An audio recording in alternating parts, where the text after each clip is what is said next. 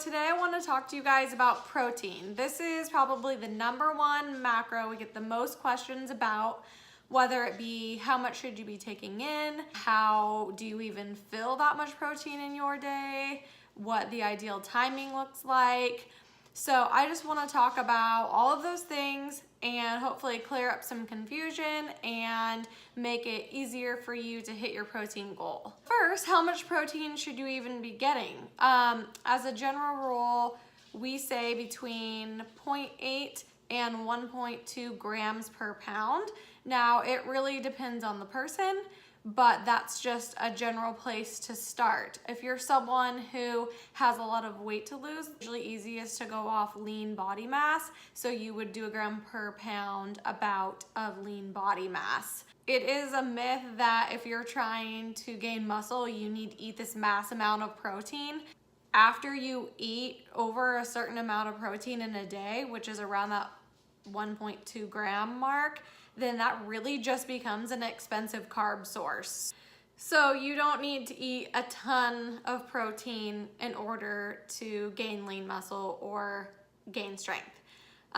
If you are in a caloric deficit, it is crucial that you get enough protein because you want to maintain as much lean muscle as possible. Our bodies can't store protein like they can store carbs and fats. And so that's why it's important every single day to be hitting that protein goal to make sure that we are giving our bodies sufficient protein and maintaining the lean muscle. So how do we get enough protein in the day? There's so many ways to get protein. Our first recommendation is gonna be whole foods. The more protein you can get from whole foods, the better. And then supplementing will come after that. So, of course, foods like any meats, chicken, fish, beef, eggs, any of those things, that's gonna be the first and easiest way to get protein in, but it's definitely not the only way. Especially when you first start tracking your food, you'll notice how many other foods have a significant amount of protein in them. A lot of veggies have protein in them, so broccoli, asparagus, mushrooms, zucchini, Brussels sprouts, and the list goes on. Whenever people first start tracking, that's something that we hear a lot is, oh my gosh, I didn't know how much protein was in these veggies or in this pasta or whatever it may be, because there's protein-sparing nutrients in tons of foods.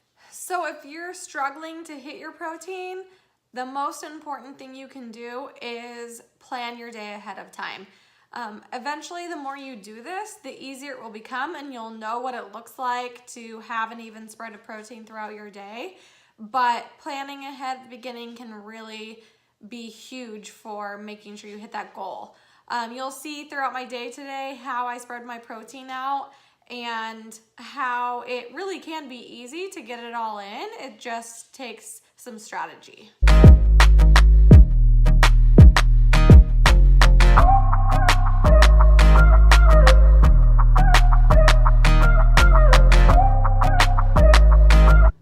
So to start my day, I had some collagen in my coffee, and a serving of that is like 18 grams of protein.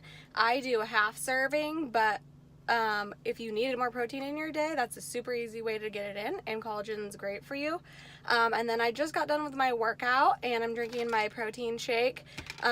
This is about 20 grams of protein for a scoop, but you know, you could even do 1.5 to 2 scoops depending male or female to get more protein in your day.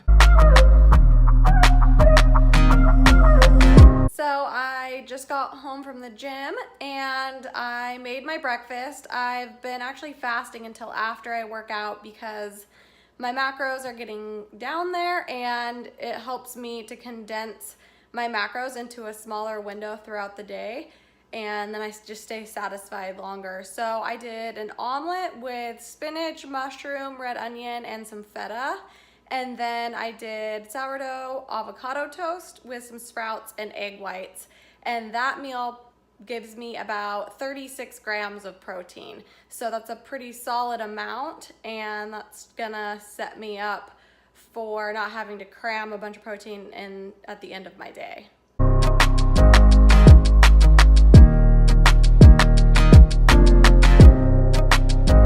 So for my lunch, I am having 2 rice cakes with some mustard, avocado, about 3 ounces of ham, and then sprouts.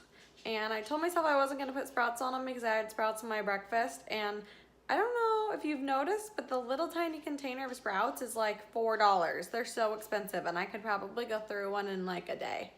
So if anybody knows where to get cheaper sprouts, let me know. This is about, I think 15 grams of protein. It is a little lighter on the protein because I have my dinner all planned out, and that's a little higher protein. So I'm making a new recipe that will be out later this week as well, but that's why planning ahead is so crucial, because I knew I really wanted that for dinner, so I had to stay light on my protein at lunch. But I'm still having a good amount, like about 3 ounces of ham, so that's significant and filling.